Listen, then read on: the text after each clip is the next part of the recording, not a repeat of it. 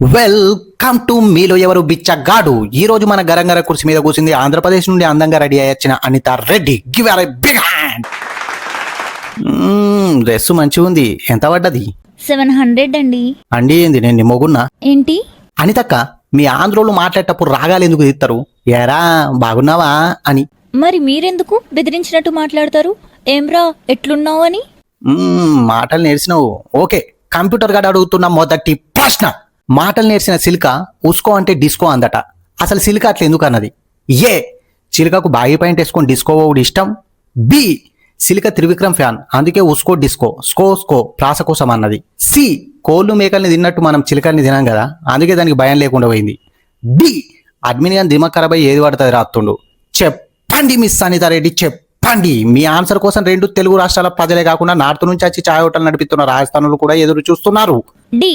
Right answer Miss Anitha Reddy, right answer. మీరు గెలుచుకున్నారు China Bazar నుంచి తెచ్చిన ఒక బట్టలు విండే బ్రష్, 2 ఈట సబ్బులు, ఒక సర్పొట్లం. Thank you sir. ఏం రాజు, యుద్ధం చాలు చేద్దామా? అరే యుద్ధం శరణంగా వచ్చా మీరు కూర్చుని మాట్లాడుకుంటే నడదారా? అసలే నడది. అరే ప్లీజ్ రా, ఈ దుమ్ముల పెదులు వలుగుతాయిరా మీదికెళ్ళి. చలికాలం కూడా నేను చెప్పేది ఏంటపోతుంది, దండం పెడతా. పెదులు వలుగుతే వాసలేని పెట్టుకో, చలి పెడితే గర్భం చేసుకో, కానీ యుద్ధం చేసుడు పక్క అవలే కాని వారా. మీ చెల్లెకి బిడ్డ కొడితే నా పెన్లని నేను వచ్చి పోరికి రింగు పెట్టి ఇత్తడి బిందె గిఫ్ట్ ఇయ్యలే మారా, మర్చిపోయినావా? అదే పండుగలని కేసిన మటన్ల ముక్కలు సక్క ఉడకలేదు, బొక్కలు ఎక్కేసిరా, నువ్వు వేసిన అవమానం కూడా గుర్తుంది. అబ్బా, మనసులో పెట్టుకున్నవారా? అవు మరి నిజమే కదరా. ఉడకని మటన్ తిని అన్నమరగా హాస్పిటల్ పోతే 3 రోజులు డబ్బా రొట్టె పాలు పెట్టి పూటకో సూదేసి పండబెట్టారు కొడుకులు. నీ కడుపుల కత్తి దించుతా, నీ రాజ్యం ఆక్రమించుతా. పాగలుగాని వారా, కడుపుల కత్తి ఎందుకు దించుతా? కాలు చేతులు కడుక్కొని లోపలికి రా. వదిన పప్పుచారి చేసింది, ఉల్లిగడ్డలు ఎక్కేపించిన, అంచుకు అక్కారం పెడతా, గిన్నెల పెరుగు పెడతా, కడుపు నిండా తిన పెడతా, పోయేటప్పుడు కొత్త బట్టలు పెడతా. మరి యుద్ధం బంద్ చేద్దాం రా. ఈ యుద్ధ భూమిని పంట భూమి వేసి పొలం చేసుకుందాం రా. రైతే రాజురా. మరి రాజు సమంత భర్తరా? సమంత ఋతుప్రభురా. ఏం మాట్లాడుతున్నావురా? నాకేం తెలుసు? అడ్మిన్ గారు ఏది రాత్త అది నా నోట్లకెళ్ళి బయటకు వస్తుంది. అబద్ధం ఆడకురా, నువ్వు జిమ్ కోతున్నావు కదా. పెళ్లికల్లా వచ్చేసిందే బాలం. ఎట్లా కొడుతున్నారా? మస్తు కొడుతున్నావు అన్న. భోజనాల కాడ నిలబడు. పెళ్లికి పిల్లనోడు ఓడచ్చి తిన్నా అలా చేతి మీద పచ్చబొట్టేసి పంపి కొడుకులకు. ఏం రాయాలన్నా? నాని గాని పెళ్లిలో మటన్ తిన్నా అని వదిన చూస్తుందన్నా. సిగ్గుపడుతుందా?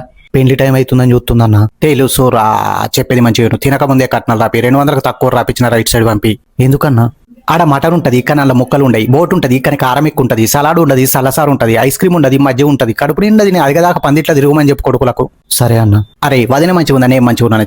చెప్పరా ప్లీజ్. నువ్వే మంచిగా ఉన్నావన్నా. మరి పెళ్ళా పెద్దమా? కొడతారన్నా. మాజాకి వేసినరా.